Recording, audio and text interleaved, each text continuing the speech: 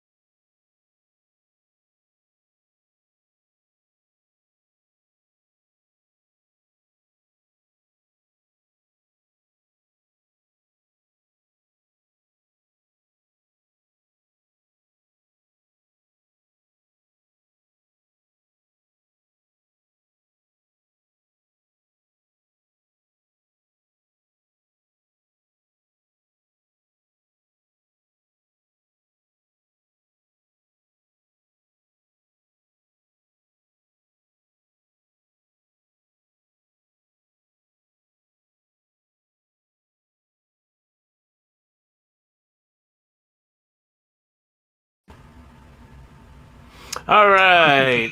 Awesome. So, welcome everybody to a special edition of WLFE-DB Radio. We are doing a MonsterVerse movie review for Godzilla vs. King Kong. All of us here have seen the movie, and we're actually going to tell you what we thought of it.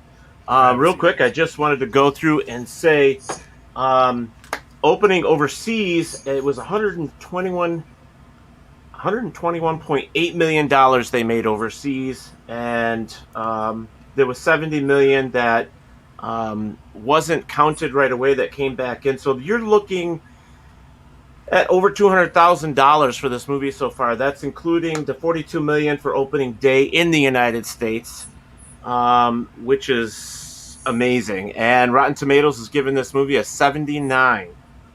Which is odd for Rotten Tomatoes. Which is... Yeah, it's awesome. True. Exactly. So for our panel tonight, we have some special judges for you here. We have Mr. Sean Austin up here next to me. We have Emmanuel Glass next to him. We have Gerard over here down on the bottom next to Frank, of course. Frank is there on the bottom as well. Where he belongs is on the bottom. Right, Frank? Just the bottom, bitch. Can't help it. I make the money. I bring it in. There you go. All right. I just starting with Sean. What did you think of the movie? I mean, to me, it may be like the existential best Godzilla movie I think I've seen. It brought back. I like all the nods in the movie to the original one from was it the '60s when the original one came out? Yeah. Yep. King Kong vs. Godzilla, and they had the iceberg in there. They had him, with the helicopters lifting him and stuff like that. And also just the improvement from the first two. I mean, I thought the CGI was so much more impressive than they were in the first two movies. Like, it was just night and day to me. Because when you start to get a little too video game-esque when it comes to CGI, it loses a lot of its vibe in my opinion. And I almost wish that the King Ghidorah movie had the same CGI effects, because I felt like it fell a little bit for that in that movie, but I really enjoyed it. I thought it was just fantastic. I saw it in IMAX. I did notice something a little weird too. I don't know if you guys noticed it with the volume, with the people in the movie. The volume, right. the people speaking seemed very strange and low, and then everything else was just like booming and stuff. I felt like the volume should have been louder for the people speaking. Did you guys notice that too? I saw it on HBO Max. Everything was fine for me because it's coming from that. It must be something with the theaters and stuff like that. Oh, okay. So. Oh. All right, so let's jump over here to Emmanuel over here. What did you think of the movie? Well, I'm an easy one to please. I love Godzilla. To quote one of my friends who's also a huge kaiju nut, Brody Coley, he said, this movie was so heesy, it hurt. And I loved not just all the callbacks, but the feel like there were monsters in suits again, right? Like they were people in monster suits beating the bejesus out of each other. I loved that the development of Mechagodzilla, the draw for why Godzilla was doing what he was doing, and the nice story that kind of all comes together around Kong was awesome. There were some stretches you have to accept, but it's a sci-fi movie for starters.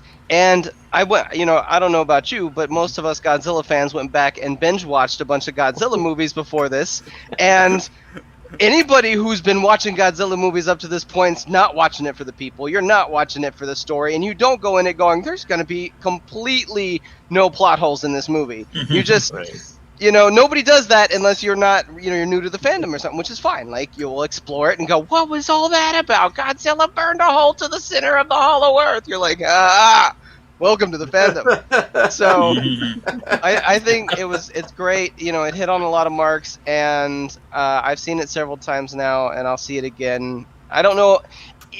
It rivals my favorite Godzilla movie. So it was, last time we were on here and we discussed all the Godzilla movies, I brought up Godzilla against Mechagodzilla, the 2000 era, Mechagodzilla suit was just near and dear to my heart.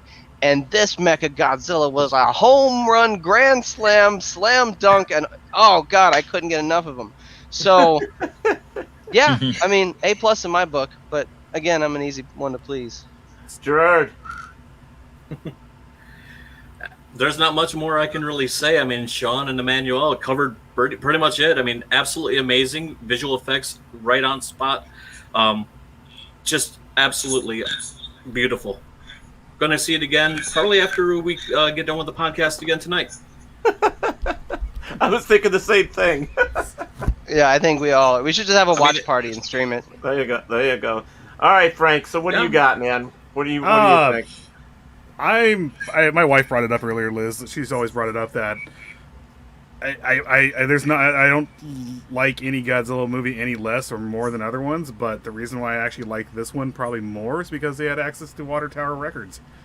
And they actually had a real soundtrack. They had real music on there. Granted, I do like the orchestral part of it and all this other stuff that comes with the Godzilla movies, but they can't use real songs, with the exception of not Blink-182, Sum 41 and Final Wars. They actually used the song from Sum 41, but other than that, they had actual music from the 60s or 70s and stuff like that. I can't remember the songs right now, though. But I was like, this is so cool. It all revolved around, Kong waking up and everything like that. It was nice music for that. And when they're transporting, and then when he's home, it's I Can Breathe Air Now, or whatever the song was. And I was like, this is freaking cool. But other than that, I freaking loved it. Absolutely loved it. I'm gonna like it. It's just what I do.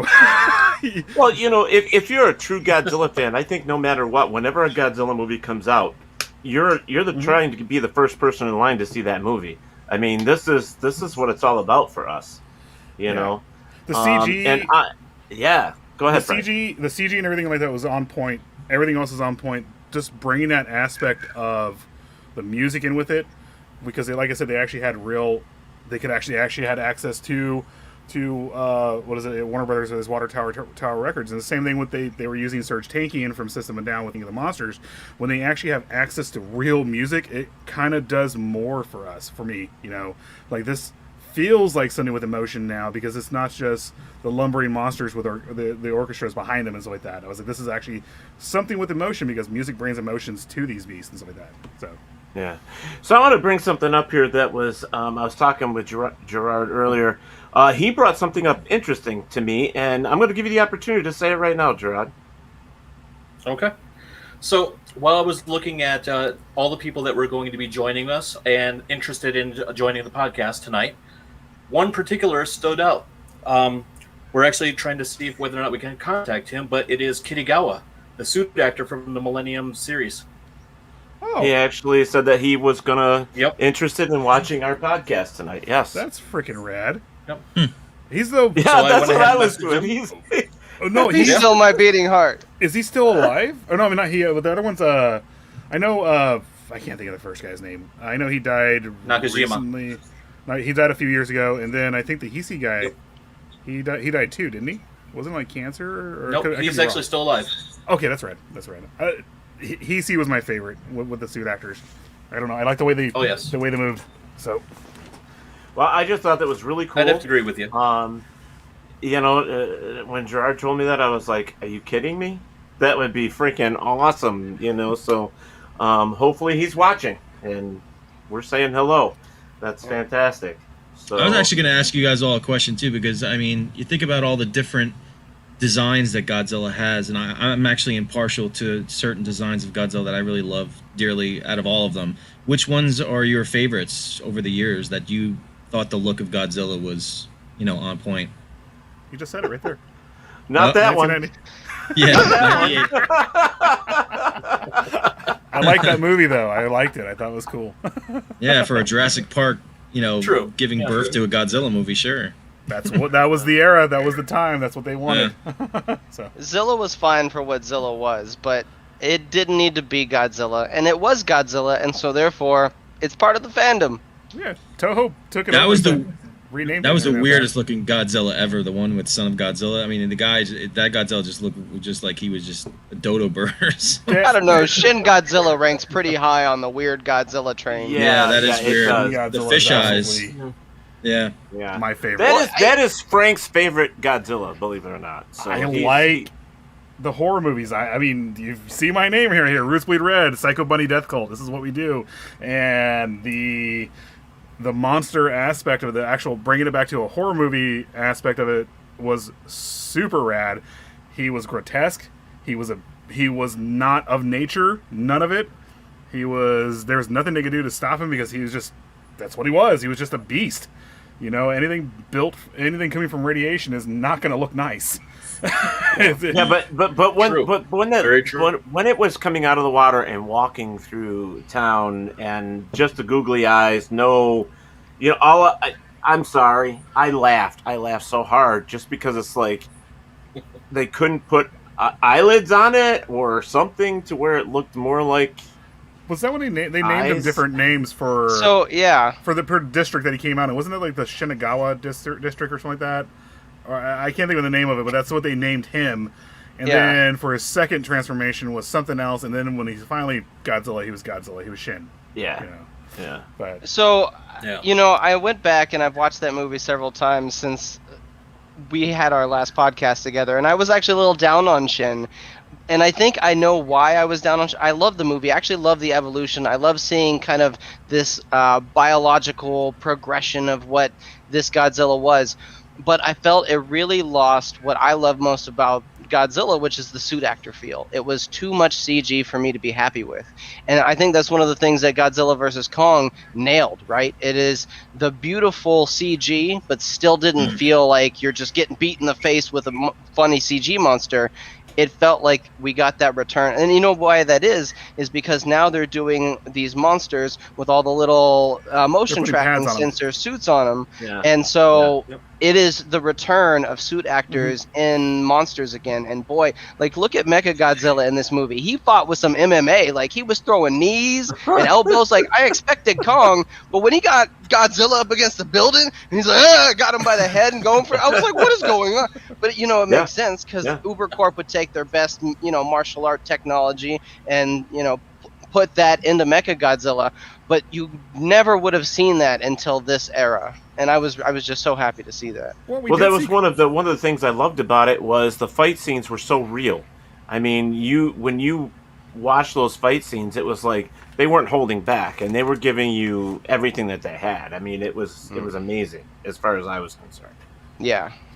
And then they gave the radioactive element power to Mechagodzilla, right? I mean that whole scene was kind of cool where they kind of stole some of Godzilla's abilities. And I was surprised when his atomic breath against the Mechagodzilla, he got totally knocked down with his breath within that scene. That's an Easter egg right there for every single time they meet up. They do that. Godzilla gets knocked back. In the millennial era, they always do that. Godzilla gets knocked back. It's an Easter egg of its own.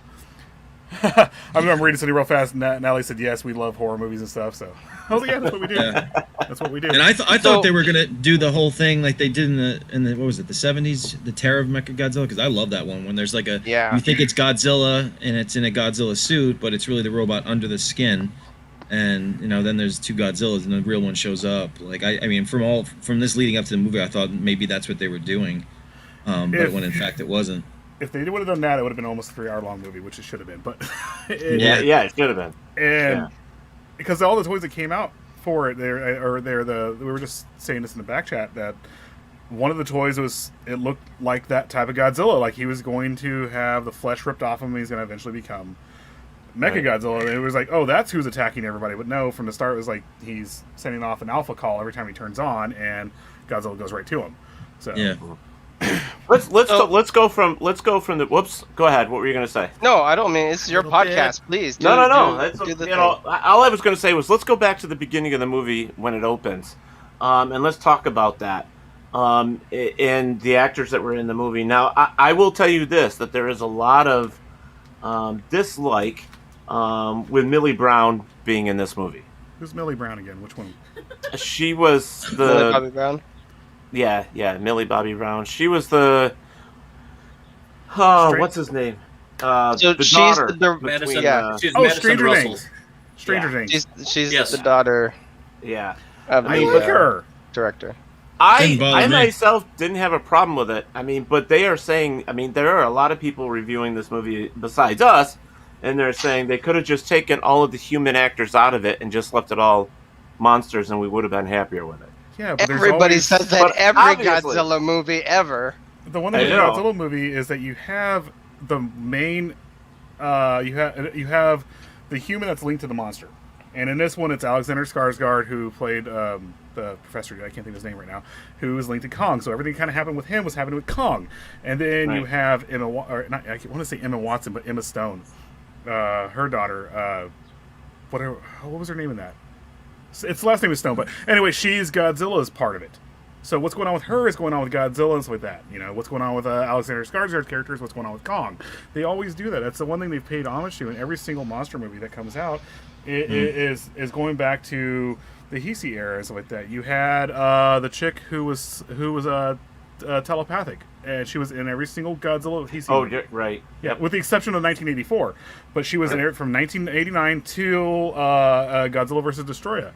And in Godzilla Destroya, she lost her powers. She couldn't use them that much anymore. And then what happens in Godzilla in that movie? He ends up dying. He melts down. It was kind of the same thing. A Link lost their power, or a Link was going on, or the Link was losing their ability, and then Godzilla was also losing his ability. You know, they've done it with every single movie, and every time these guys come in, they're like, "Oh, this is terrible. We can't have these guys in here." It's like it's part of the franchise. It's what they do. Right. So. Right. I would argue that this movie had more kaiju per human footage than any other I agree. Godzilla movie, period. Like, even in the beginning, a lot of the scenes are shot. If you look in the background, Godzilla's there. Like, when they show the eye, Godzilla's there. Like, he's in almost every shot in the beginning. He's tearing and then the same thing with Kong. Like, almost the entire trip with the humans takes place alongside Kong. You don't get any non-kaiju time with the humans except for like the 5 minutes they're talking. Yeah, it happens right away in the movie. It goes on. It's just boom. It's happening. And it goes it's from great. one fight to the next fight. Like, we start with the main, Exactly. incursion. Then we get Kong, and we get the Center Earth Kong fight, which I thought was great too. And then we get Kong and Godzilla versus Mechagodzilla, then the full-on fight. So, I don't. People who complain about the humans in this one have not watched enough Godzilla. Exactly. I had no But issues. it's your critics. It's your critics from some of these other, places that review movies, and some of them just, as far as I'm concerned, I don't look at their reviews very often. I did look at them for this because I wanted to see where they placed it, and they're not giving it, what we would give it. They're not giving what mainstream is giving it. I mean, look, we talked about it in the beginning with Rotten Tomatoes. To me, when Rotten Tomatoes gives this movie a 79, I think that's fantastic because we know how they feel about, Warner Brothers. Well, And so weird sci-fi movies. there's a lot of money to be made with these, superhero movies and whatnot, and I'm going to bring it up right now with the Snyderverse. Look what happened with Joss Whedon, who's a huge He's a director for MCU. He directed the first 2 Avenger movies, and he's a huge Disney fan. The minute he comes in here, he throws everything out. And then Rotten Tomatoes comes in and gives Batman vs. Superman a terrible review and tears down the Justice League, which rightfully so. The first one that came out in 2017 was not that Garbage. good. I watched it because I still like Henry Cavill. I like Bruce Wayne. Man Ben of Steel Affleck. is phenomenal. Man of Steel I is love awesome. Man of Steel. But It was they ruined it. because you have these organizations like Rotten Tomatoes, who somewhat became big because of Disney, because they gave Disney positive reviews all the time. You have this guy coming in here who screwed it up. Now Warner Brothers is like, we're not going to continue the Snyderverse. It's done. Well, they should. So- I mean, what they did with Godzilla was what they should have did with DC's, because they took their time. They did like a Kong movie. You have 2 Godzilla movies, and they're still not coming together. They were waiting. They knew that they were going to bring them together, but it took 5-6 years. In DC, it was like, okay, Man of Steel, it did pretty well, and the second movie is going to go right into it. And let's introduce you to every hero in this second movie, and it was just a cluster F. You're allowed to curse on here, but I butchered it. I think they did it because they had no choice but to do that with that. They saw what was coming. I think Warner Brothers was giving Snyder a hard time with that, not to go off on the Snyderverse right now, but they were giving him a hard time with it. But then once everything started coming together with this, and they started coming together, and the fans came out and said, we want the Snyder cut. And it's the same thing that happened with Godzilla. People were getting pissed. We want this movie. It was supposed to be out a year and a half ago. Why hasn't it been put out? Well, Slash Films is the one that really just chewed Godzilla versus Kong apart. And, they were the ones that just said, hey, we didn't care for the movie.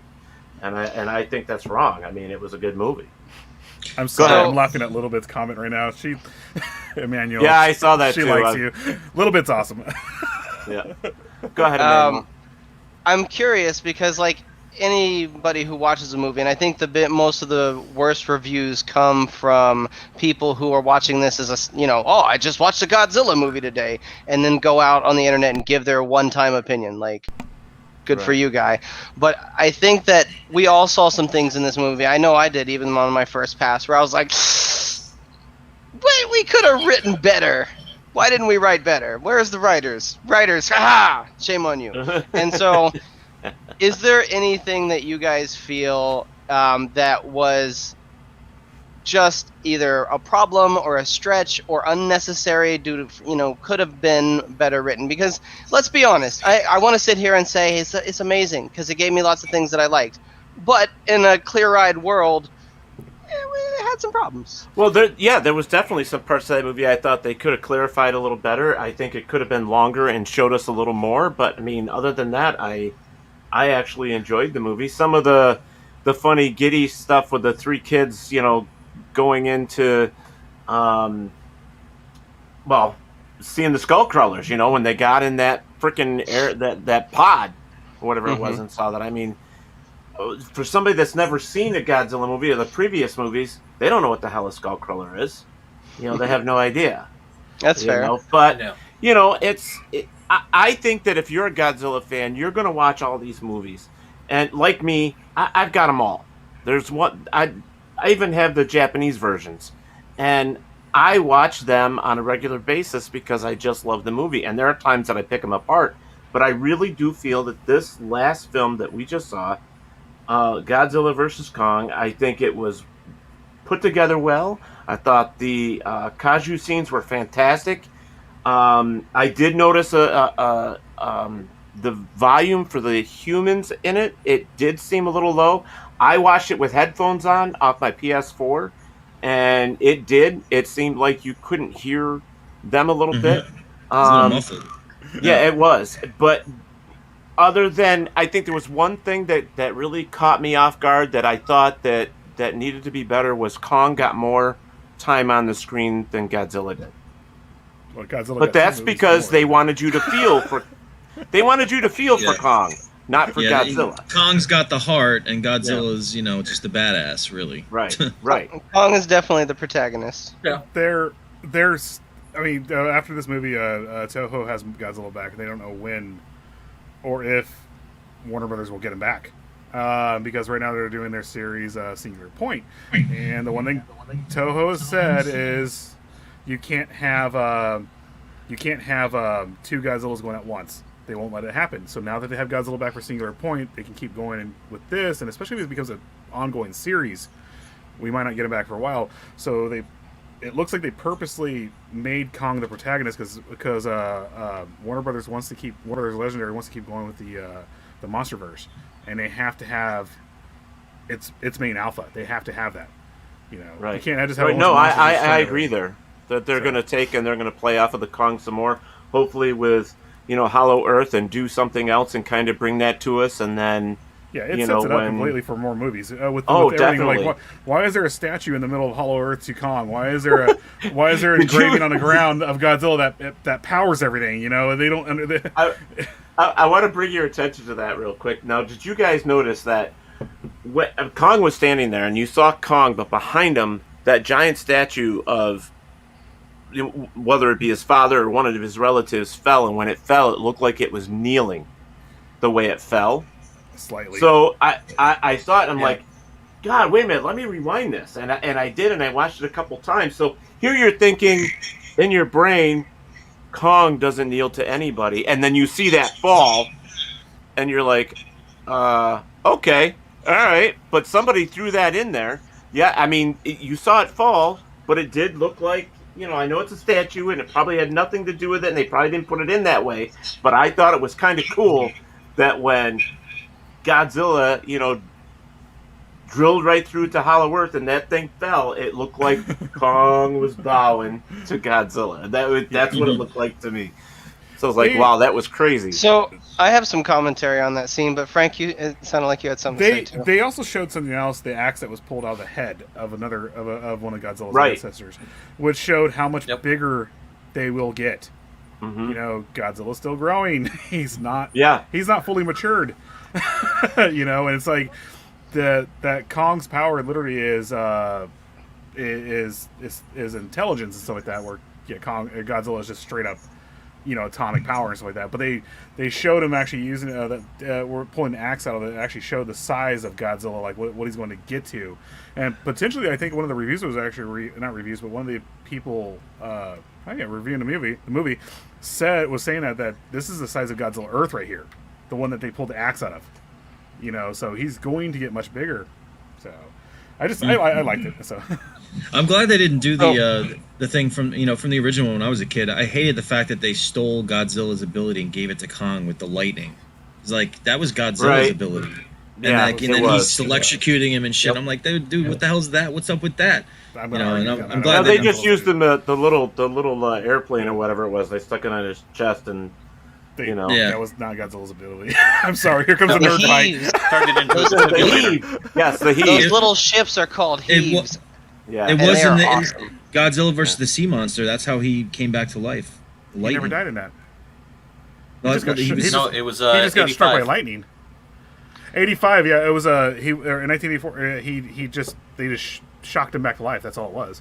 That's pretty much all it was getting struck by lightning. Yep. But it was never the only time he actually had powers like that. Jesus Christ, I'm a nerd. was in Godzilla versus Mechagodzilla when he was getting struck by lightning. He was able to become magnetic.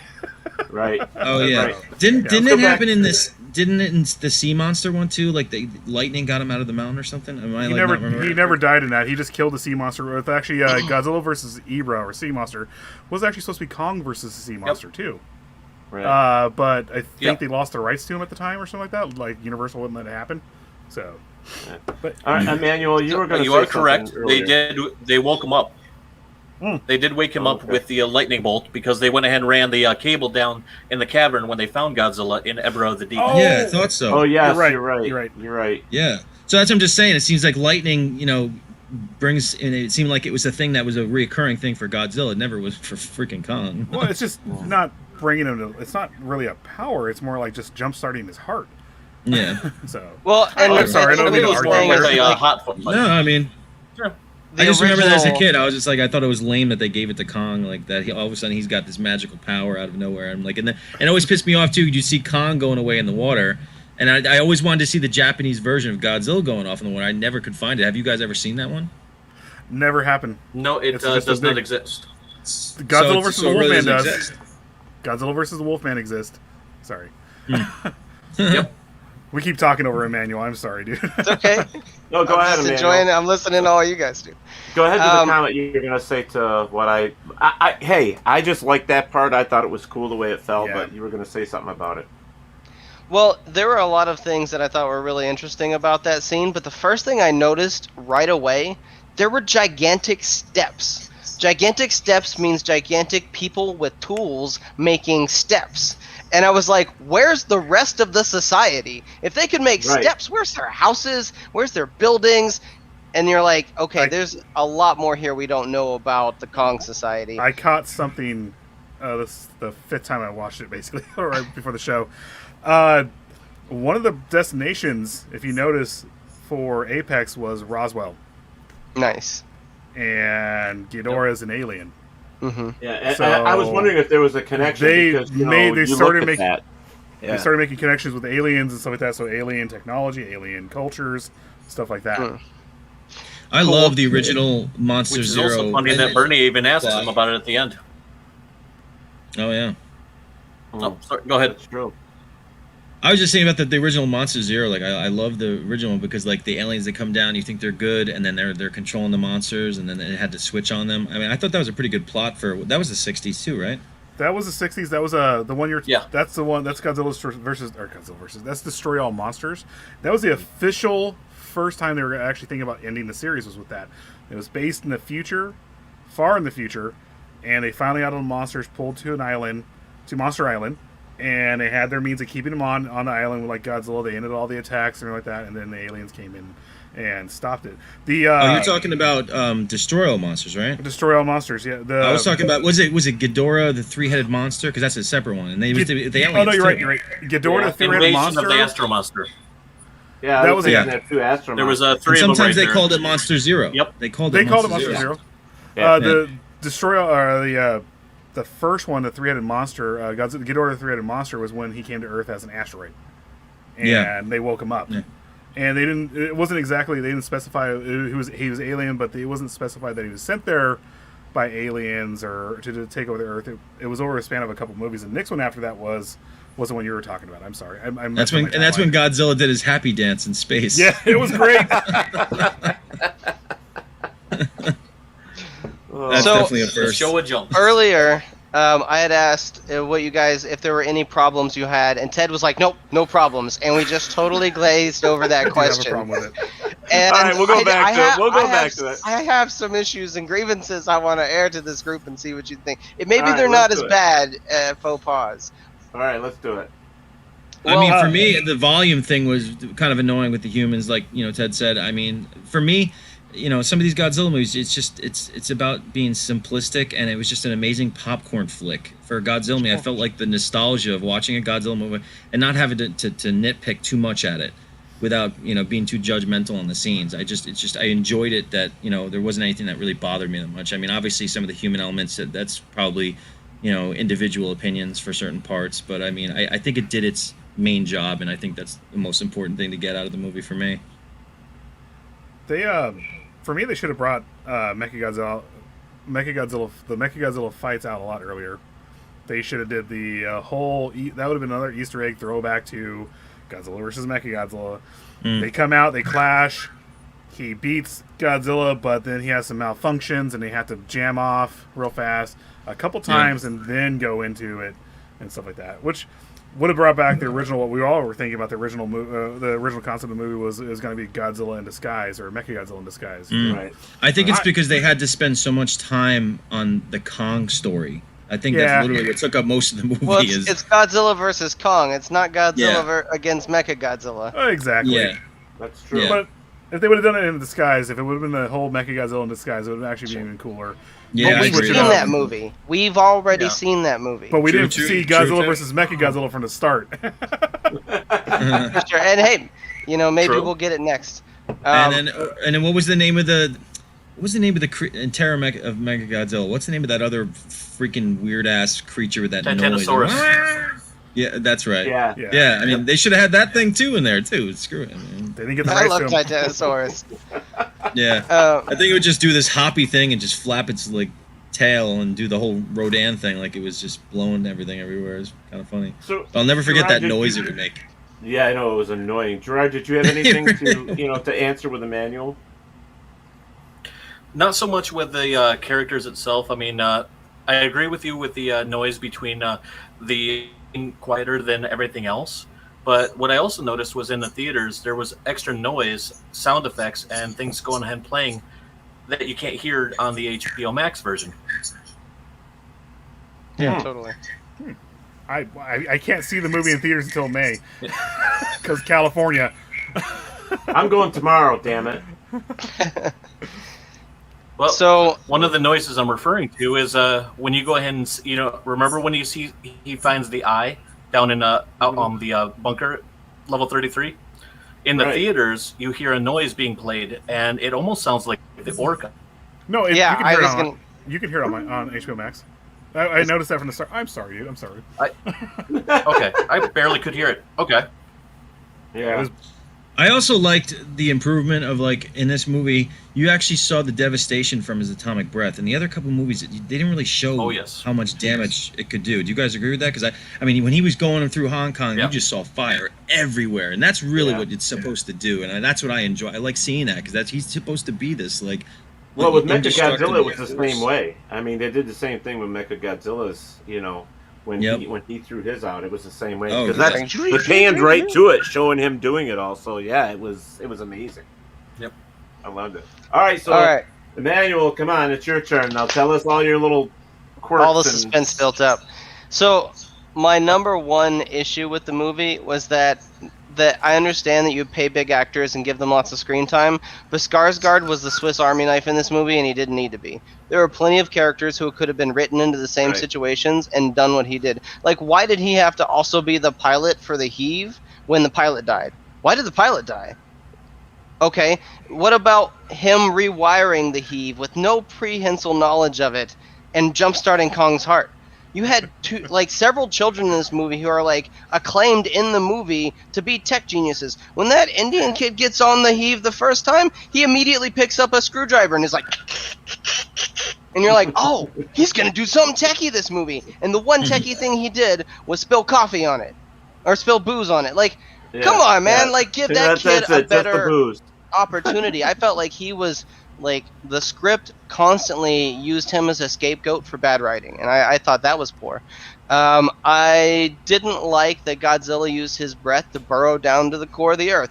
Like, as awesome as that was, and how it like sets up, him exerting all this energy before he fights Kong and Mechagodzilla to kind of bring him down a little bit. Why? Like, there are so many, like, when they show the satellite image of the planet, there's dozens Yeah. of little... Kong could have just been like, oh, since I'm king now, look, I found another portal. This takes me right back up to the surface.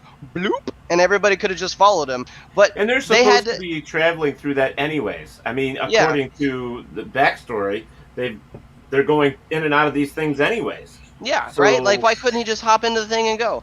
And then, Right. like, Godzilla shows up in Hong Kong, but not to fight Mechagodzilla, to pick a How did fight he know? with King How did Kong he in know? the center of the earth, but just happened to be in the right place at the right time for Mechagodzilla. Right. Like, And that's why I said, My man- how No, do you know? they turn we him could on have had to- Kong show up and Godzilla be like, uh-oh, there's Kong. I was looking for him. He was in the center of the earth. Nom, nom, nom, nom, nom, nom. They And actually, then, once that happened, they unleash Mechagodzilla, and he comes out, and he's like, Mechagodzilla, blast, blast, blast, and fucks both of them up. Like, that would have been epic. But instead, like, he kind of limps into the fight at the end, and you're like, we could have had, like, such a bigger fight here if they had just written this first part a little more interesting. And my last coup de grace here, I only have one other problem, is for somebody who's been watching a lot of Godzilla movies, the buildings in this movie were way too resilient. Like, Godzilla bounces off one of them like it's the ropes, and he's at the Thunderdome. He's like... Mhm. And I'm like, wait a minute, that building should have collapsed, and the 5 buildings behind it. But, whatever. That's a logical leap. But then Kong is like, guess what? I can jump off these like they're logs. Ha-ha, ha-ha, ha-ha. And you're like, every one of those would have collapsed under the weight of Kong as soon as his foot touched, like, and there goes Kong. Like, they were way So too strong. the battleships, all those other ships right in the beginning of the Yeah, scene, them standing on top. I actually believe Yeah. the aircraft carrier, and that I've seen those things carry insane amounts of weights. Like I understand Godzilla is 160,000 tons, right? That's insane amount of weight. But those boats actually are just insanely resilient and carry a lot of weight. But the buildings are not intended to hold up. Like against the wind and some bad weather, that's about it. Like buildings kind of go down after that. And Godzilla Yeah, was they're like, not Kong hold and Godzilla on, didn't take it down. What I thought And then- actually, sorry, go ahead. I was just gonna say, and then some of the other buildings, when they crash into them around them, like instant, and it's just like, but what? They're the same building, but side by side. Okay. I thought it would have been cool if they showed like a scene of Godzilla recognizing that this is still connected to Ghidorah, that he realizes like it's coming through, Mechagodzilla. Like there was some sort of recognition to I that. think that's what was going on there, because actually to go back on the whole why did Godzilla show up here to fight Kong, he actually didn't. They turn on Mechagodzilla to have a demonstration to kill a Skullcrawler. You see him turn and go back there. Yeah. As he's walking through the city to the mountain where Mechagodzilla was being held.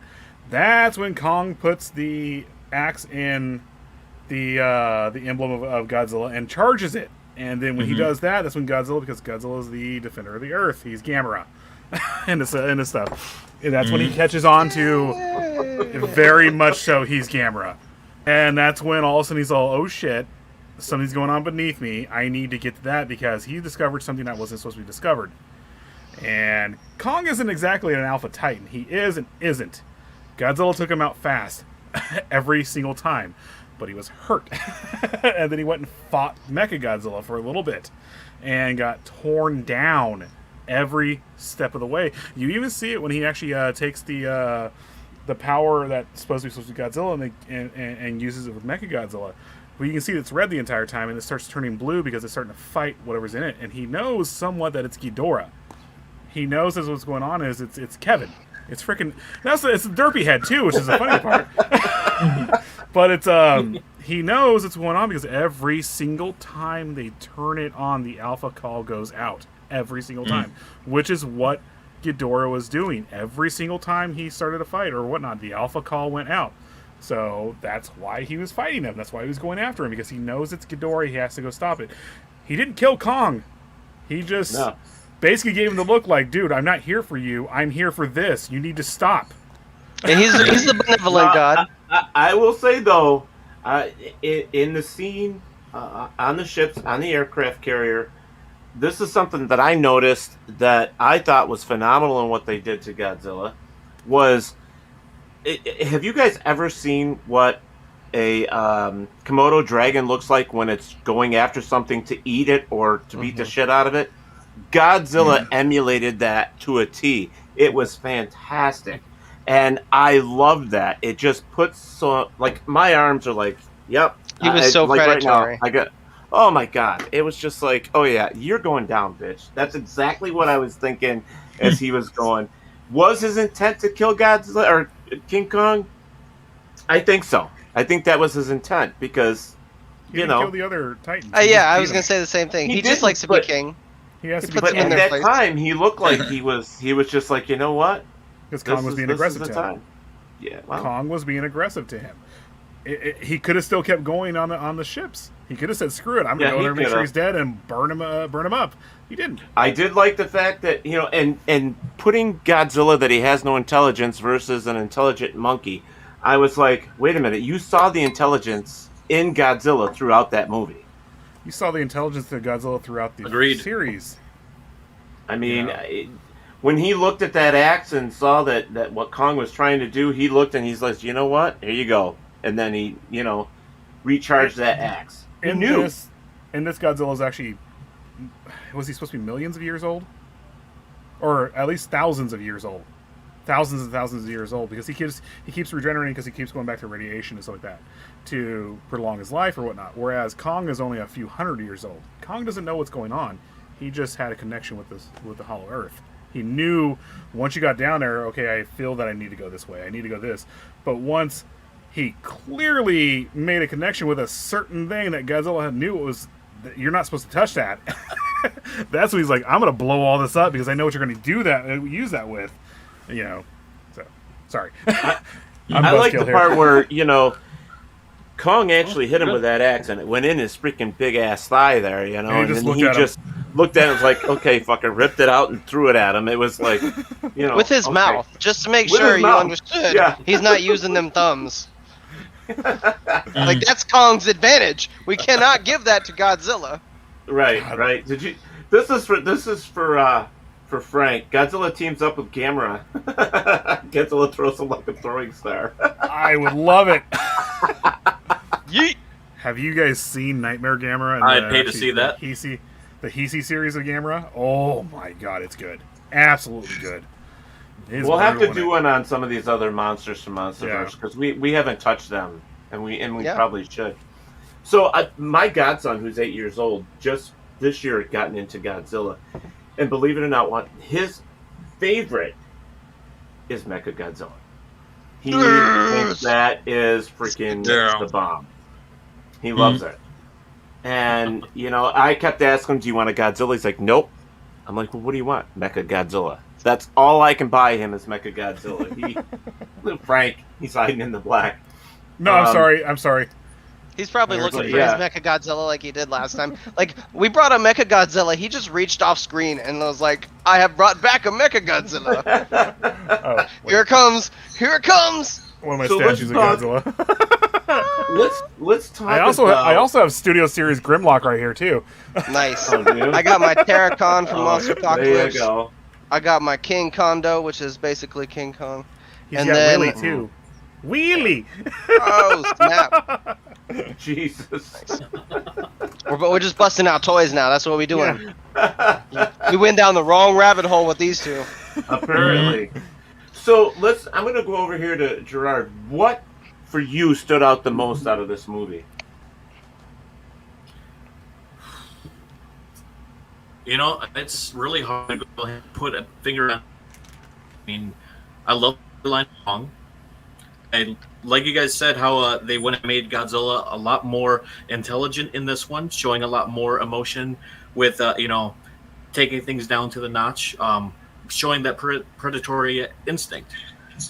Everything else was just amazing. But I guess what I'd really have to say I love is all the nods to the original series. Mm-hmm. So many Easter eggs hidden in the movie. Well, and I have to say, I did go ahead and scream when he used the axe and shoved it in his mouth.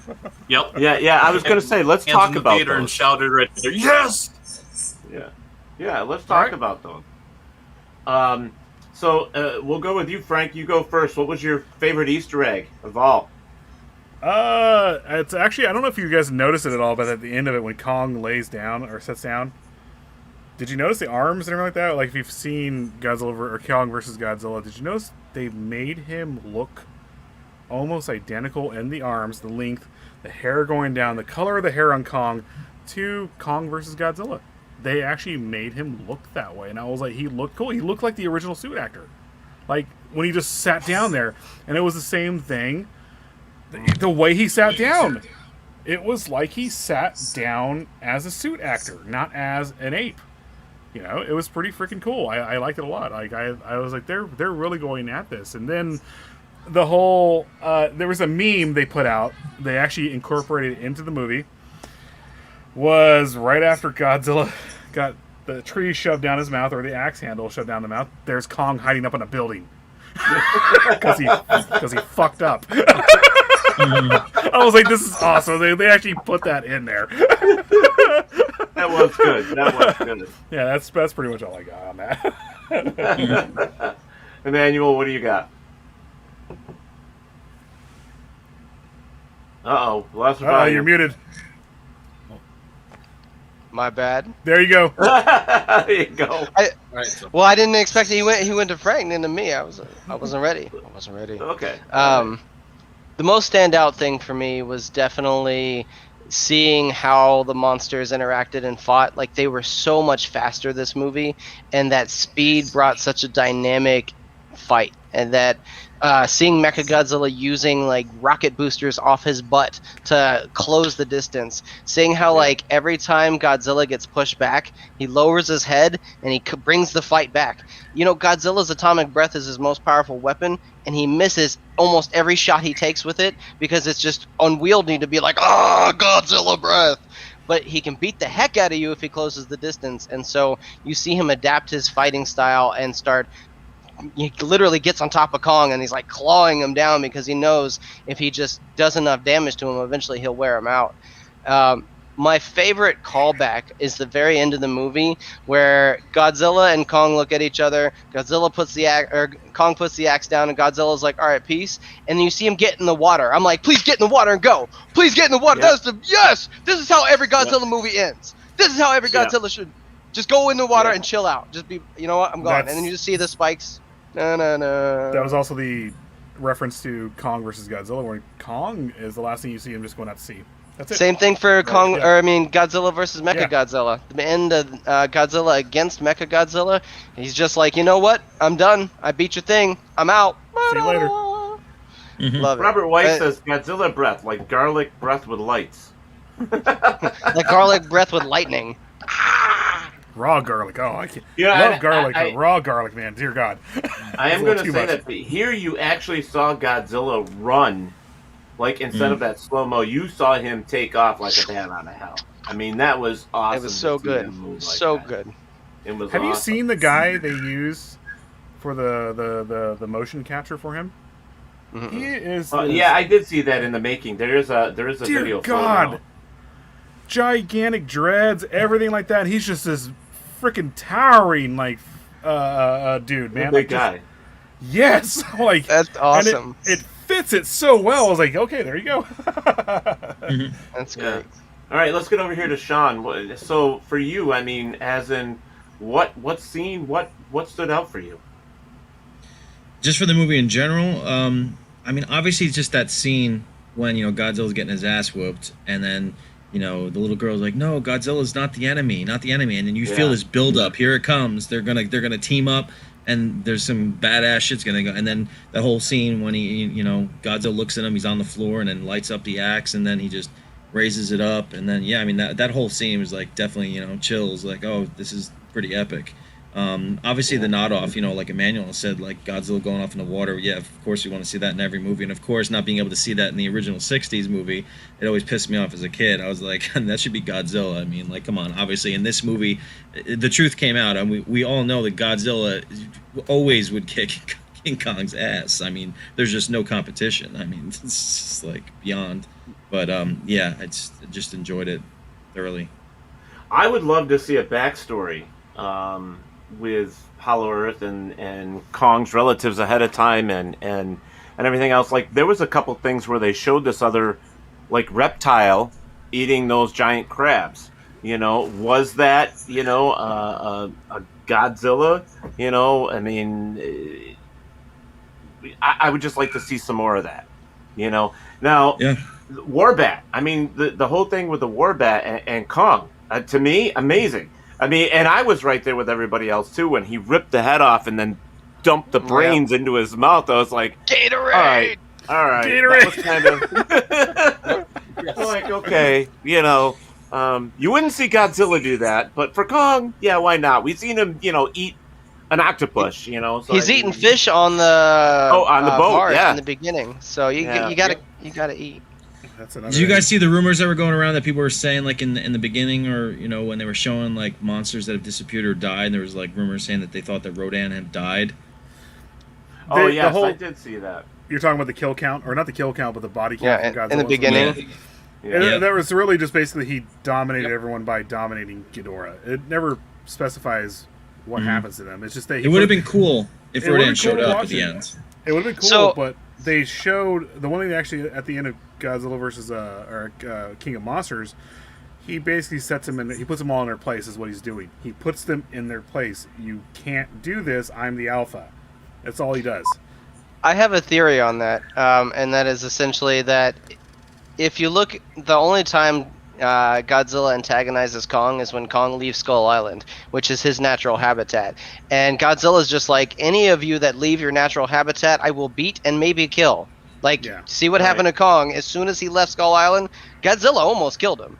And so I think the rest of the, like, even the Mutos and stuff, maybe he gave them different parts of the world, or they went to sleep, or they went down to Hollow Earth, but wherever they went, they were like, don't move. Don't move. Because if you do, Godzilla's coming. Yeah, this is your spot. There's supposed to be a scene that they were talking about between Behemoth and him and Godzilla. Like, Godzilla was actually supposed to kill him. Build a new robot because that thing is coming, and Godzilla's like, why are you guys sweating this? I got it.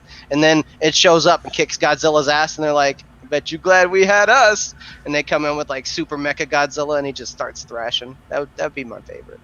Yeah. What about you guys?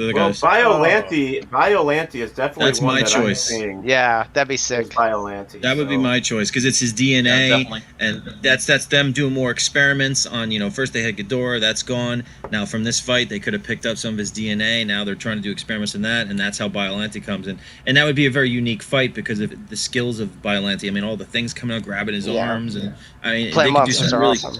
They could definitely do some creative shit with that fighting stuff to change it up. I think Biollante would be my choice. Gerard, what about you? Oh, that's what I was mentioning earlier is Anguirus.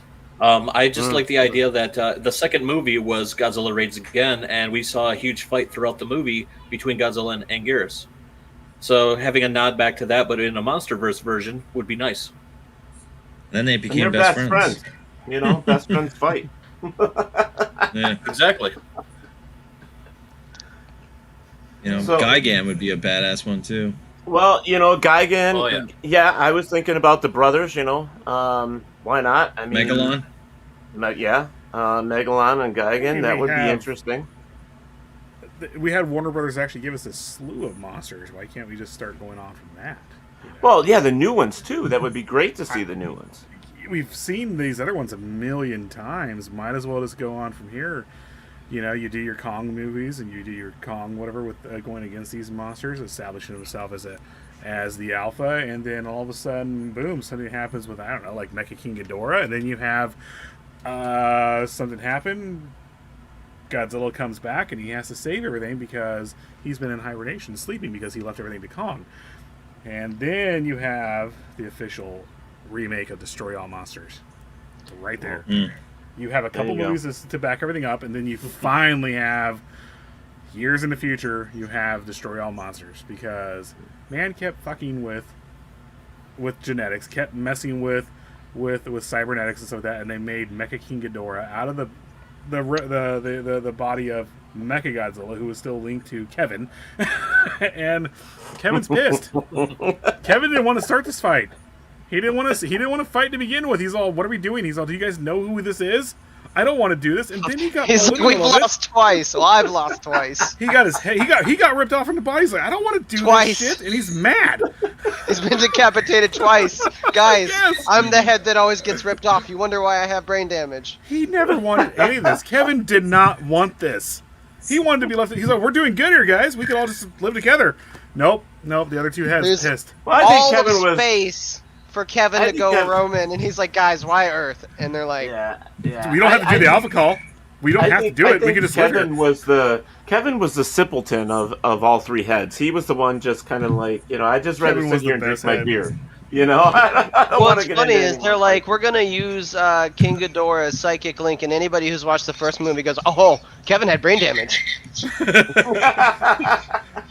They did do another Easter egg that's pretty cool to the IDW comics with Mecha King Ghidorah. They did this girl who was actually piloting her, and it was the same thing. She started being influenced by Ghidorah because of his psychic link.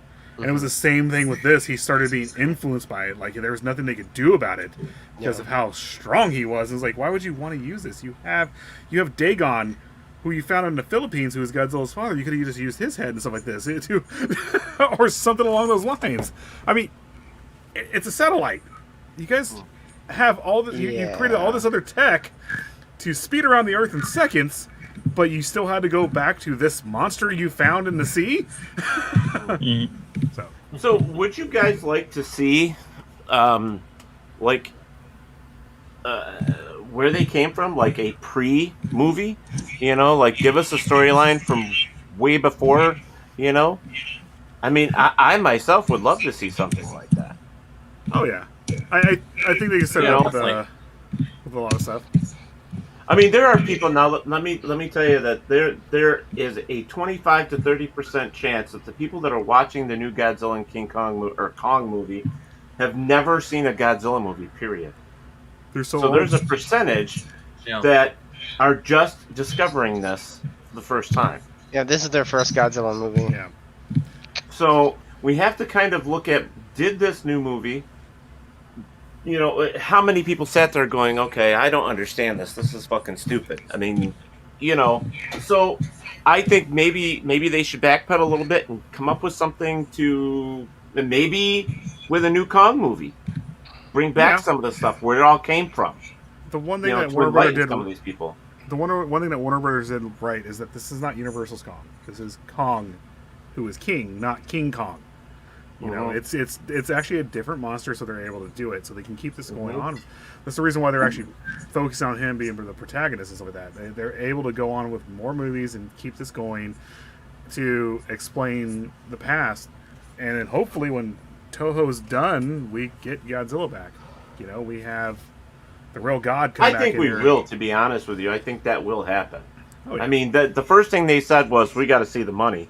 And obviously, the money's it's there. making money. And considering after the pandemic, for it to hit that hard, I mean...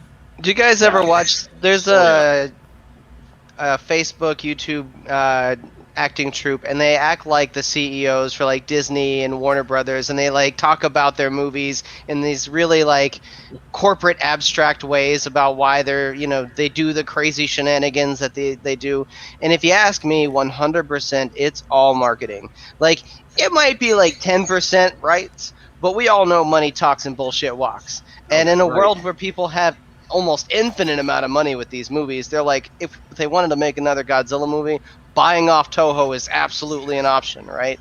So it's a marketing strategy, just like with Snyderverse and all of that. It's just like, let's give them something here and then make them ask for it here. And then when we give it to them, they're going to feel like they got exactly what they wanted. But in reality, this was our goal. This is where we wanted to be anyways. Now we just made more money doing it because everybody's emotionally involved in it. And I can't look at this movie and think, no, they were just like, you know what?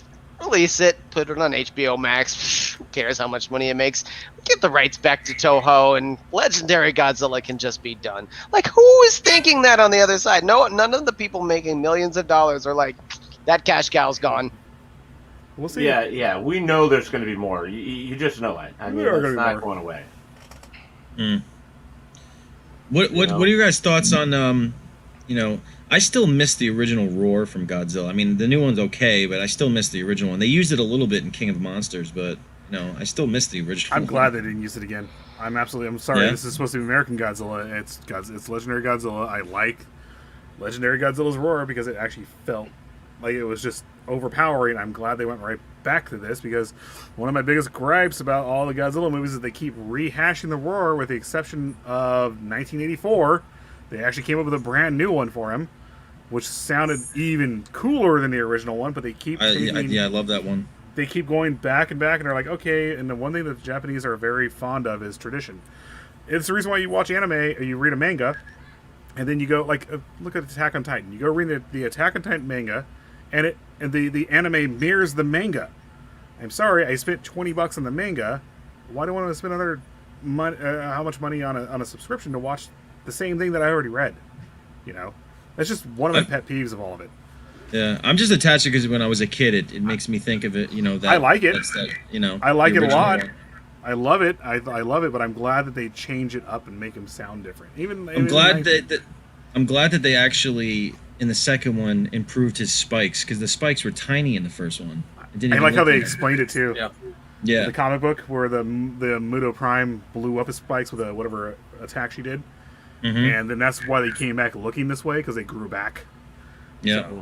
But they also did a Shin Godzilla attack on her with the blast came out of his spikes. Yeah. So There's a, Godzilla's roar in this is actually really interesting because of how they made it. They publicized about taking a rubber glove, dipping it in tar, and then getting like the lowest cord from a contrabass, and then dragging the tar-dipped glove along the cord to get this crazy-ass roar. And it's like they made Godzilla's vocal cords. Like, how cool is that? And that, I think, is one of the most interesting things about Legendary Godzilla is the fact that, like, you can go and find Godzilla's vocal cords and how it was done, and like they get into the intimate detail on the behind They it. mixed it with the elephant too, and so they did a couple different things. Overlaid like animals and stuff. Whereas before it was just they rosined up a glove, like you said, and they just ran it across a baritone bass or whatever they ran it across, and that was it. So this, I like legendaries.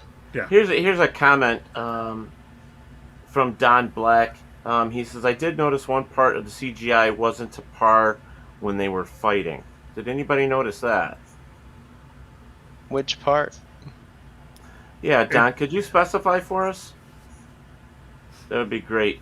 I thought it was the best out of the series. I mean, fighting CGI wise. I did too. I thought it was fantastic. I'm not sure I thought the other two Godzilla suffered and a little Kong bit. versus Godzilla and Megalon remake. Godzilla. Oh, That'd be an interesting one, definitely. Yeah. I'm a big fan of the team up movies. I liked it. Yeah. I like this. So, I you like know, that they did that. What I thought was really cool that they added into this was the whole part of the little girl being deaf and talking to Kong, and Kong replying. I thought that was a good little, if anything, an egg as well, because it showed. And one of the iconic lines in that movie is going to be, "Did that ape just talk?" She says monkey. She says Or monkey monkey, every yeah. time she Monkey. talks, and I hate her for it. Yeah.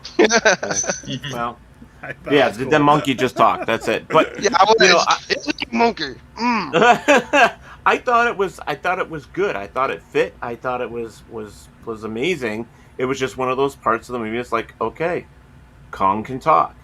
All right. So where does this play into the future? He becomes an I thought English it was teacher. awesome. He becomes an English teacher. He goes to Japan. He teaches English.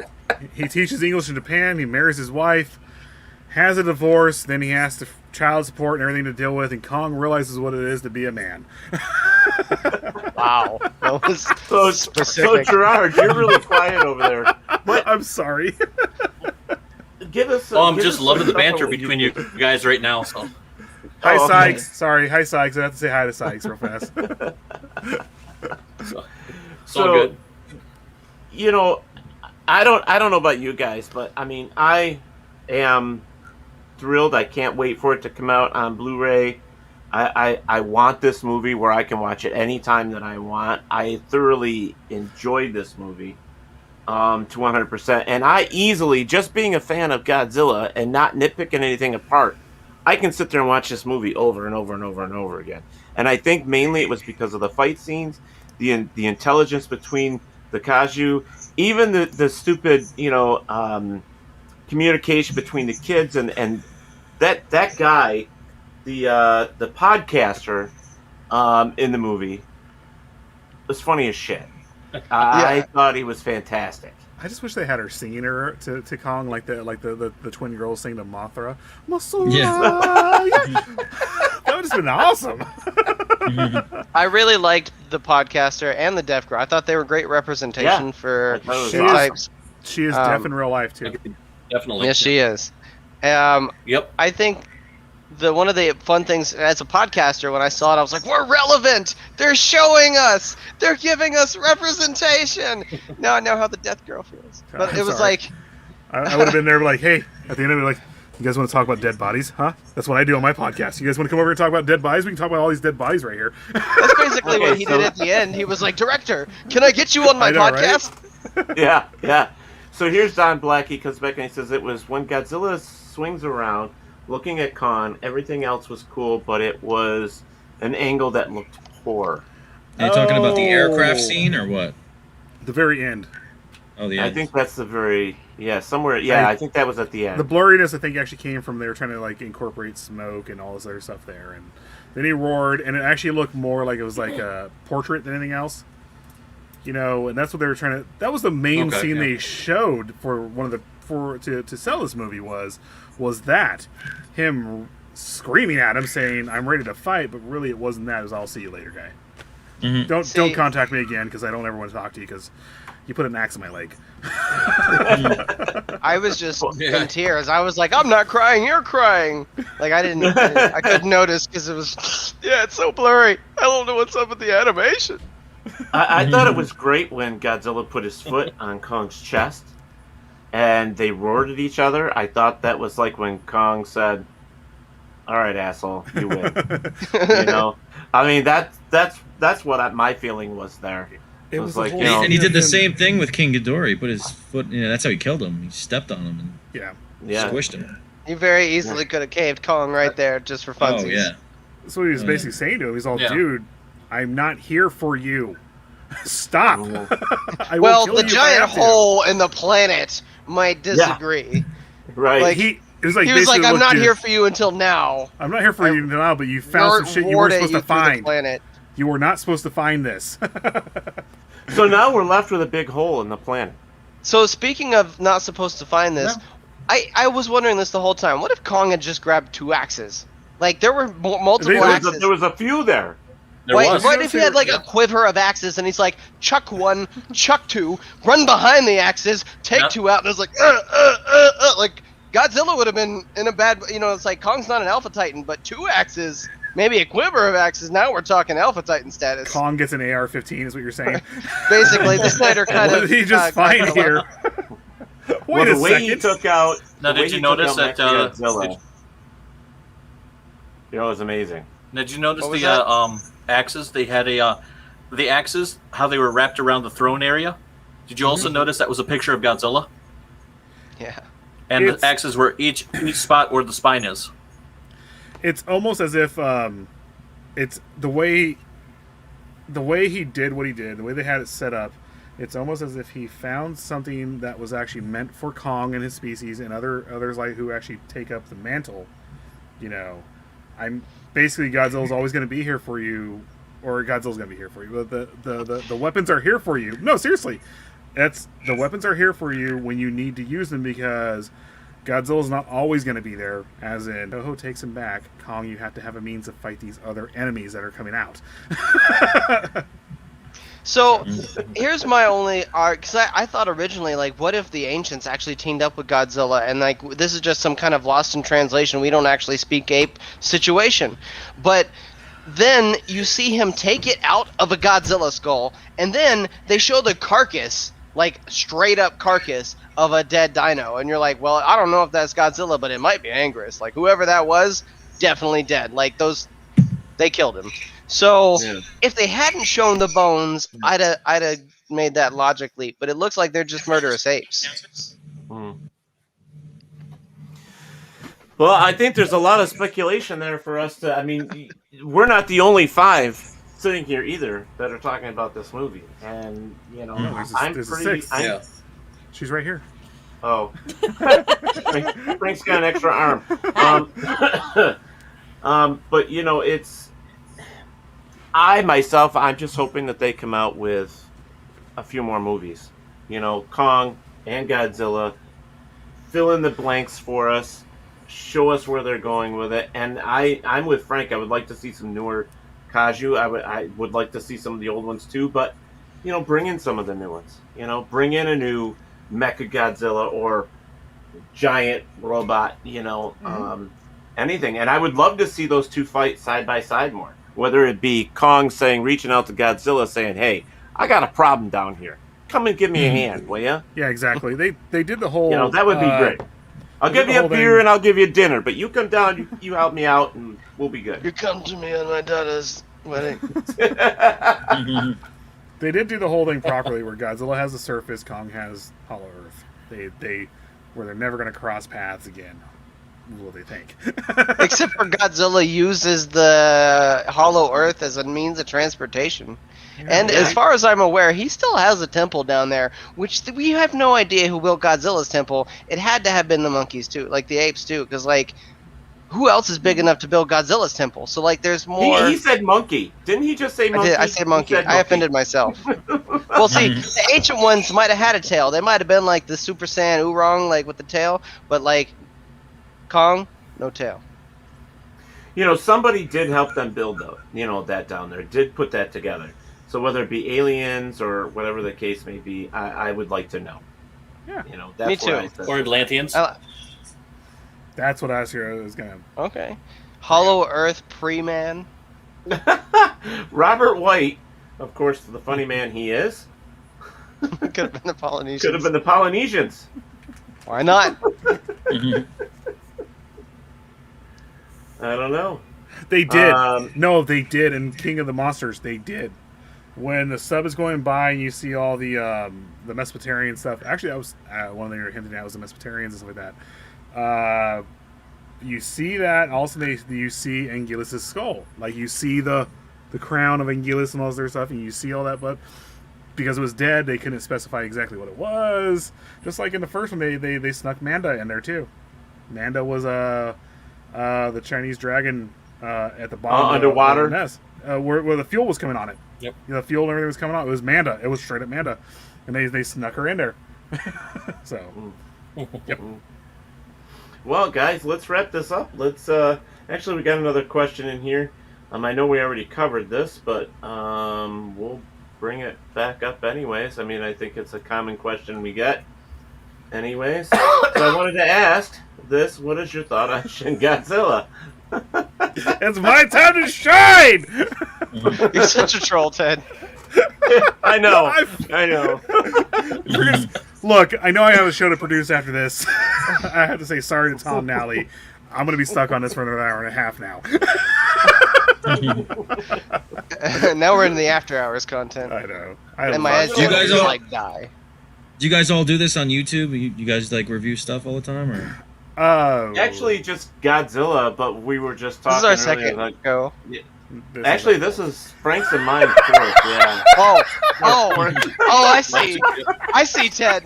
Don't even invite me. Don't even invite me. Just Gerard's third. This is a Rick and Morty. You guys watch Yep. Rick and Okay. Morty? That's right.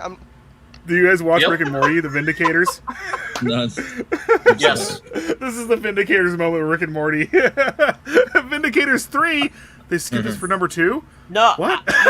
you know what? I actually love the fact that we get together to do this. I wouldn't mind doing something like this, like, once in a while with some of the bigger movies. If you guys are into it, I'm into it. Let's discuss it, and we can go on with it at another time. I think it's great. I mean, we're all into DC, Marvel, monster movies. We're all into all that stuff. So, I mean, I think it would be kind of cool to do this. I'm very much into DC, and I like Marvel, Agreed. but DC is. What do you guys my think of thing. Falcon and the Winter Soldier?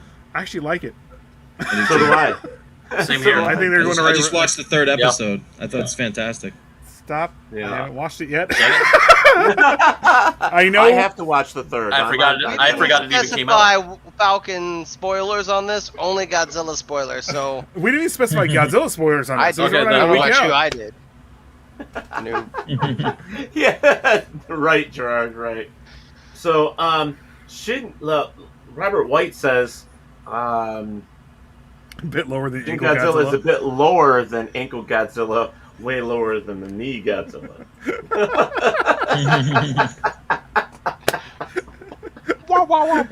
The Shin Godzilla Well, you bone know is what? connected to.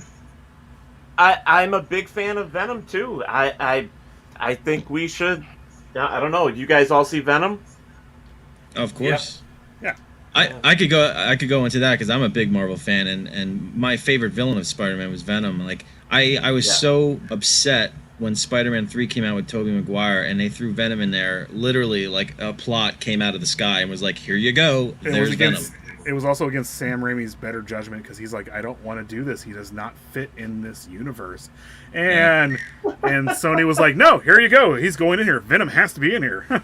Yeah, I thought I love the '90s cartoon Spider-Man, and what they did with Venom in that cartoon would have been perfect in the movie. And I thought they were setting it up perfectly in Spider-Man 2 because at the end of Spider-Man 2, they talk about J. Jameson's son was an astronaut, and I'm like, oh, they could totally do where it came from space, and then you could see the ship landing on the Brooklyn Bridge, and Spider-Man comes out and then gets on. I mean, they could have done a whole movie just like that. I do like what they're doing right now with him being the anti-hero. And I like where they're going to go with this. What they're hinting at is the bringing it brings together Sony's with the MCU and all that stuff. Hopefully it does, because they're not They got to exactly. bring Spider-Man in it. They got have to to. put Spider-Man. And Tom Holland's Spider-Man is actually my favorite right now. Yeah. He's doing a good job at it. And that would be amazing to see those three on the movie too. If Tobey Maguire wants his face I on it. think the five of us should talk and come up with what we want to review next and do it if we're all into it. I am, that's for sure. Yeah, I mean, I after don't know. Are Falcon- you gonna include me on the next Godzilla one? Because Yeah, I will. I'm brokenhearted, man. I didn't even know. Okay. I'm sorry. You didn't even share it with me. So, I like you did were send you a hiding link. it. I No, did. you- I did. No. Yes, Don't say you Gerard didn't. did. He I did. didn't see no link. Ted, Well, did you send me a link?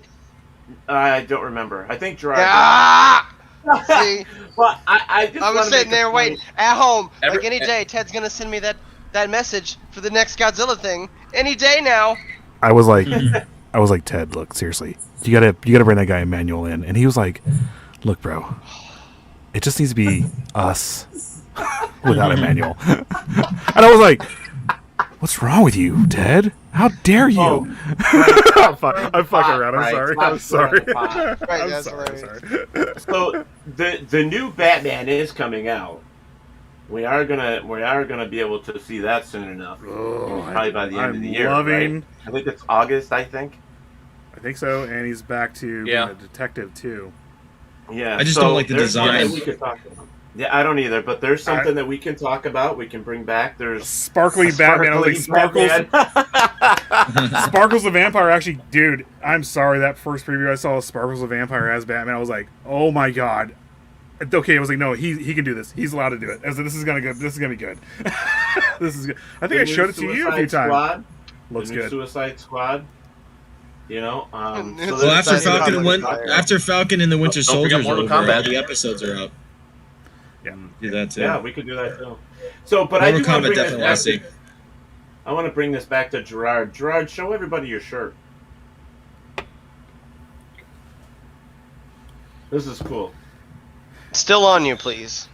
No, take it off. Just Do a to dance. specify. Look at it. He put our Nice. logo for this episode for us doing the review right on the back. Mhm. That's so sick. Nice. I think that's amazing. Yeah, it's amazing. That's sick. Yeah. Thank you guys. Commemorative I love shirt. it. See, again, I was left out of it. I'm assuming that you all got one in the mail, and that No. my commemorative shirt order was just lost somewhere. Because, Well, I'm just that guy now. well, what's funny No. about this is when I put this out on posting and stuff, Sean actually said, "Dude, I'm a Godzilla fan." I was like, "What?" Yeah. So it's like, "Yeah, well, okay, yeah, come on, why don't you join us?" So, Mm. I think it's great. I mean, because Sean and I are both paranormal investigators as well, so it's like I didn't know, he was into Godzilla. So, and he's been Yeah, on his big own time. TV show, and I was on with Ghost Nation and all that. So it's like it's pretty cool. I enjoy it. Paranormal, comic stuff, movies, man, it's all in the same boat, Yeah. I love Yeah. movies. I just saw the movie The Unholy because I thought that was actually pretty good. I liked it. I want to see that. I haven't seen it yet. I haven't even heard of that. Yeah, it was a It unique looks twist good. because it's a cool concept. This girl thinks that she's getting messages from the Blessed Mother, but it's something like devilish, and it's pretty good. I enjoyed it. I'm gonna have to look that up for movie night tonight. As soon as Yeah. I get it. He said Yeah. devilish, and Frank was like, ah! Wait, what is, What is this now? I'm like, Yeah. excuse me, sir. Is there blast beats in this and palm muting and some melodic guitars going on here with this too? And some screeching. Yeah, we should do a review of the Conjuring 3 too, man. I'm excited to see that too. Yeah, there's a lot of stuff we could do. Yeah. The No, third I'm Deadpool good with movie. this film. Very true. Yeah. So there's a lot that we could do. I mean, I think it's a great idea. We can do it here, and it'd be fun because I watch a lot of movies myself. So, and I love watching the movies that everybody says sucks. I love watching Oh, those yeah. movies. All the Black movies. Widow too. That looks Same really here. Oh, awesome. Black Black Widow Widow looks really is good. phenomenal. Speaking of movies that suck, I'm just kidding. So we just throw it. He's like, I love movies that suck, and he's like, oh, Black Widow. Oh, I gotta go. I'll see you later, guys. No. But all right, guys. I mean, any last thoughts? We'll start with Sean. Any last thoughts on Godzilla versus Kong? No, I mean, to me, it may be the best Godzilla movie that I've seen. I mean, obviously, just to have the modern perspective and with the technology we have and what they brought together and what they put in there, I just, since a kid, I mean, I was definitely very, very pleased and content and just a great popcorn flick in a Godzilla kind of way. Definitely recommend it. And also, nice to make your acquaintance, all you guys, by the way. Oh. Too. Likewise. Misfits. Sorry, Misfits. I'm sorry, I had to shut this off. Hey. Nice. Emmanuel, how about you? Let's go with you, buddy. Nice. I think that the film initially out of the gate got some bad rap because people had unrealistic or high expectations going into it, or maybe like no expectations and just didn't know what to do. But watch some Godzilla movies and come back to it, and you'll be grateful for it. I found it fantastic. It certainly ranks in my top 5. It may rank in my top 3. I need to watch it 11 or 12 more times to figure it out. And I really like where we're going. I think when we reviewed, the first time I was on, the 17th time Frank was on, to do Godzilla movies, we talked about how I wanted the suit actors to return, how I wanted rubber suits to come back, and I feel like we got that and everything I asked for and more. And so, as a fan, I'm happy. And if you're a fan, you'll be happy too. Okay, Gerard? Definitely have to agree. Everything they put in through the 4-movie set here with the Monsterverse covered everything that was just wonderful. Bring back some of the old, mix in with a little bit of the new. Storyline, special effects, just everything. I mean, the writers did a great job, and absolutely hope they continue with this. Huge fan, gonna love it, and definitely gonna see it regardless. Okay, Frank. Going forward, Ted, seriously, from with this, can we leave Emmanuel out of this from now on? Yeah, 2 is enough, 3 is just way out. No, it's not way too much Emmanuel for anybody. I promise you. American Goji is my favorite Goji. Absolutely. I know I said I watch all of it, but he's ours. And we killed it, with him. Absolutely freaking killed every single movie. The Japanese audiences, everything like that, ate it up. They fucking loved it, and that's going forward. I think just do more of the same. If it's not broke, or if it's not fixed, don't broke it. I don't know. Just keep this going. As soon as Toho's done with their anime, which I'm gonna watch, but I'm not a fan of a lot of the animes too much. I like certain ones, but that's it. Like Dragon Ball Z. That's where my anime should be. That's where I believe anime should be. Is Dragon Ball Z. Love Dragon Ball Z. Man. One Punch too. I loved One Punch, but absolutely love One Punch. But when it comes to Goji movies, I don't think it's going to work out. I'm still going to watch it, and hopefully it's over with soon, and we get him back. Yeah. Well, I just want to say that I totally believe that the Asian market ate the new Godzilla up from America. At $121 million. I mean, they absolutely loved it, or they wouldn't have spent the money. So I mean, that says that in itself. To make the movie was $160 million roughly, and they got their money back.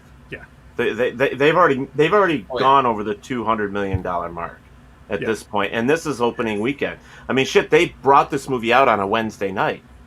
I mean, come on! I'm in the middle of the week in a pandemic. I mean, the amount of money they've made with this movie for us, I mean, it's just amazing. Yep. And I love the old rubber suits. I would love to see an old-fashioned Godzilla movie like that again, even though they weigh 300 pounds, but it'd be great to see, an old movie like that. I would love to see some explainer videos for the new generation that's coming into Godzilla, because some of them just don't know. And for them to watch some of these old... And I've got friends right now, they're in their 30s, like, I can't watch those hokey old movies. Come on. I'm like, well, you know what? You got to try. You got to sit down and try. I got an 8-year-old godson who's autistic that has watched Godzilla, King of the Monsters, and Skull Island, and now the new one. And he is absolutely in love with the movies, but he likes Mechagodzilla the best out of all of them, and he just adores the movie. And just to bring it up, you remember the old Godzilla cartoon? Hanna-Barbera. Yep. Hanna-Barbera.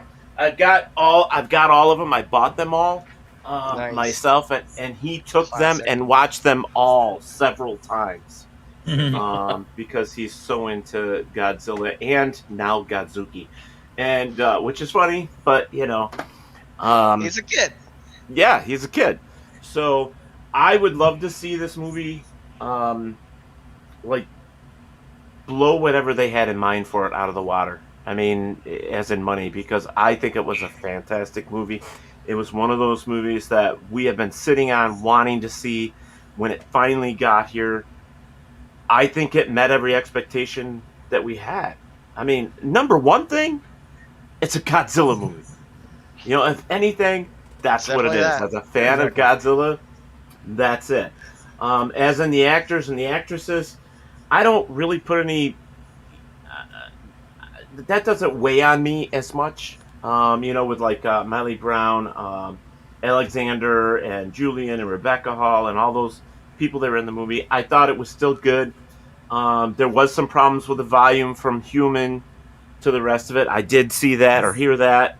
But overall, I loved it. Just, 10 stars. Love the damn thing. Yeah, exactly. I do have one parting shot I was thinking about just Great, now, yep. if you don't mind. Okay. So we were all sitting here discussing about how essentially this could be Legendary's last hurrah for a while with Godzilla. Godzilla's about to walk away back to Toho. But are any of us really that sad about it? Like, I'm sad that, Legendary's got to go on pause for a minute potentially if they don't make $1 bajillion off this movie. But, like, Toho does great Godzilla movies. Like, what? Are we mad? We're getting more Godzilla on the other side? The Like, reason why I'm not. getting sad because it's going the way of the anime series. I like Godzilla Earth. They did a good job with that, but from what I've seen in the new one, I'm going to watch it. I'm not too impressed with it from the couple previews I've seen of it. See, I didn't like Godzilla Earth. It was okay. Like, I watched it, but it missed some of the crunchies I needed from Godzilla. And I'm with you I don't on know that, that too. this anime series may not suffice that either. But I would love for, especially right now, like mecha suits being so easy to integrate into what we're seeing, a Pacific Rim style Godzilla Toho movie where we get like big mecha suits done by Japanese people who know how to do them right, and then some amazing Godzilla suit acting. The thing is that even Toho said they're never going back to Suit Nation. It's too expensive. They're not doing it. And Yeah, what that Toho would is be doing great. now is instead of making it based in reality, they're like they did with Shin, they're going to anime. Like I said, I'm not against anime. There's a few of the animes I freaking love, but some of it, the new stuff, I'm like, I just can't get into it, We shall see. I still think that there's a lot of money to be made, and Toho's not one to leave money on the table. That's why Shin Godzilla got made in the first place. Yeah. Well, because of us. Because Yeah. of Legendary. Yeah. So they were ready to Power be done with Rangers it. versus Godzilla. I'm all for it. Toho's ready to be done with Godzilla and sell them off, and then they were like, oh no, those crafty Americans actually did it. Let's bring them back. Like, what the fuck, man? Yeah. Let us You have know- them. All right, so I think there's a lot of fans, and it's going to happen. I'm hoping and so. you know what? And we're Agreed, getting yeah. more fans because there are people, like I said, that have never seen this before, Mhm. anything like this before, and now they're being exposed to a Godzilla that the majority of us that love, they're saying, wow, that was actually decent. I liked it, and hopefully, I mean, what's not to like a talking gorilla and a Godzilla that, blows up everything and says, hey, Home. bitch, you're mine. Home. I'm the boss, and you do what I tell you.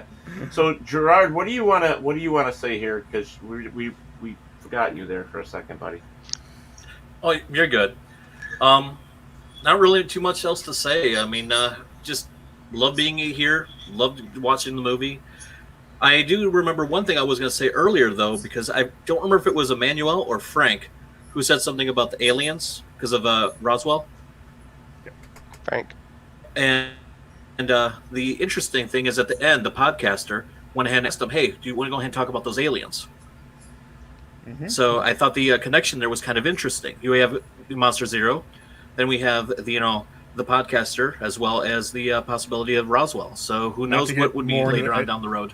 I know we're done with this right now soon, but not to get more into the how fast the tech moved forward with Apex, and they're connected to Roswell, and then they have a giant monster. All is going to come together if they do it right. They do it right. Well, Don wants to see That a would new be nice. Gamera movie. Definitely. And Robert White says, what if they made Kong into Caesar from Planet of the Apes where he talks? I would love it. What if they gave us Planet of the Apes with sign all language. Kongs? All Just a planet of Ooh, just that'd be kaiju Kongs. They're just going up to each other the entire time. Home. Well, Just constantly doing humans that. show up and they're like, "You blew it!" Oh God, they're gigantic. You guys are huge. I mean, in all reality, I would love to see a new Mothra movie. Gamera would be fine. I mean, I would like to see some of these monsters that we saw in King of the Monsters have their own movie. See what happens, what comes of it. I think Very TV true, shows yes. and stuff like that. yeah, whether it be a TV show or whatever, that would be great. Even a mini series, would be fantastic for it. That would fill in the blanks, I think, for a lot of people. We do have two. We do have two comics that are actually coming out right now as well for Kong and Godzilla. Oh, that's cool. Yeah, that is cool.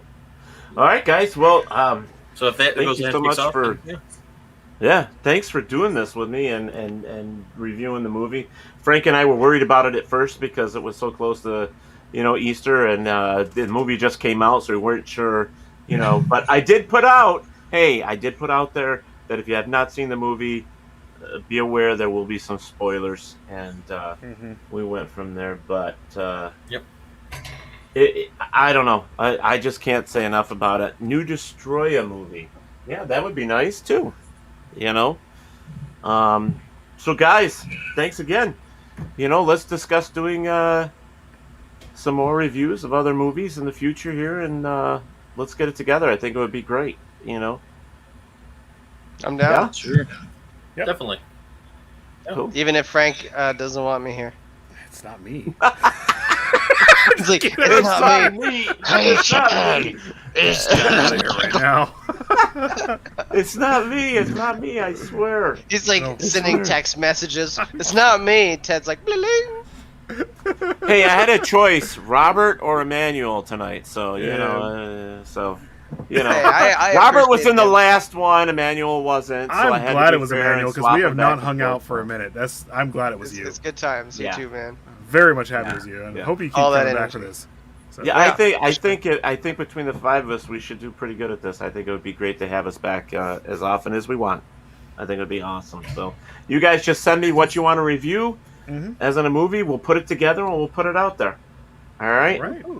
Sounds good. All right. All right. Sounds good. Okay. All right, everybody. Thank you so much for sitting here and joining us with Sean, Emmanuel, Gerard, Frank, and myself talking about Godzilla vs. Kong. It was, to me, a beaut. I loved it. In fact, I'm going to watch it again as soon as I'm off here. I think Gerard is too at some point. But, yeah, can't wait to see what happens in the future. I guess goodbye to everybody then.